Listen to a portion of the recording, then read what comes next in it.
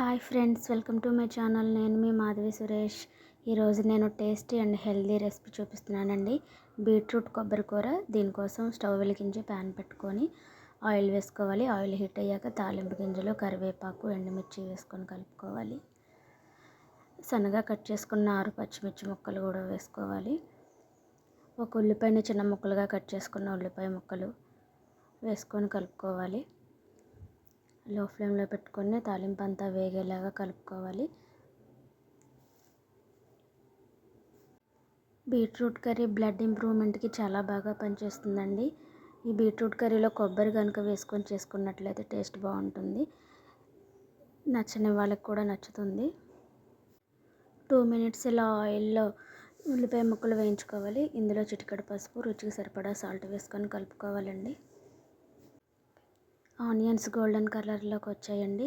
ఇప్పుడు సన్నగా కట్ చేసి పెట్టుకున్న బీట్రూట్ ముక్కలు కూడా వేసుకొని సాల్ట్ వేసిన తాలింపు అంతా ముక్కలకు పట్టేలాగా కలుపుకోవాలండి. ఈ బీట్రూట్ కర్రీ వారంలో కనీసం 2 సార్లైనా చేసుకొని మన డైట్లో తీసుకున్నట్లయితే బ్లడ్ ఇంప్రూవ్మెంట్ అనేది బాగా ఉంటుందండి. ఒకసారి మూత పెట్టుకొని 2 మినిట్స్ తర్వాత చూద్దామండి. మనం సిమ్లో పెట్టుకొని మరొకసారి మూత తీసి కలుపుకుందామండి. ఒక కొబ్బరి చిప్పను మనం చిన్న ముక్కలుగా కట్ చేసుకొని మిక్సీలో వేసుకొని కొబ్బరి తురుము రెడీ చేసుకుని పెట్టుకుందామండి. కొబ్బరి వేస్తే టేస్ట్ బాగుంటుందండి. ఈ కర్రీ మనకు రైస్లోకి బాగుంటుంది అండ్ పప్పు, సాంబార్లోకి సైడ్ డిష్గా కూడా బాగుంటుందండి. మనకి 50% కర్రీ మగ్గిపోయిందండి.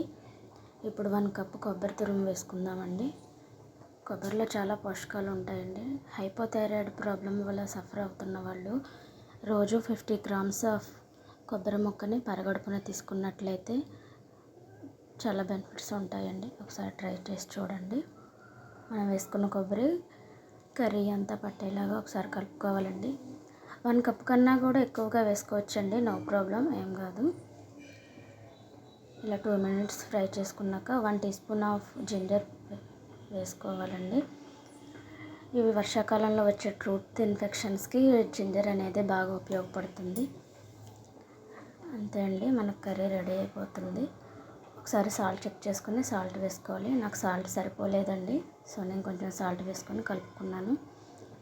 మన కర్రీ రెడీ అయిపోయిందండి. సర్వింగ్ బౌల్లోకి తీసేసుకుందాం. వేడి బీట్రూట్, క్యారెట్, కొబ్బరి కర్రీ రెడీ అయిపోయింది.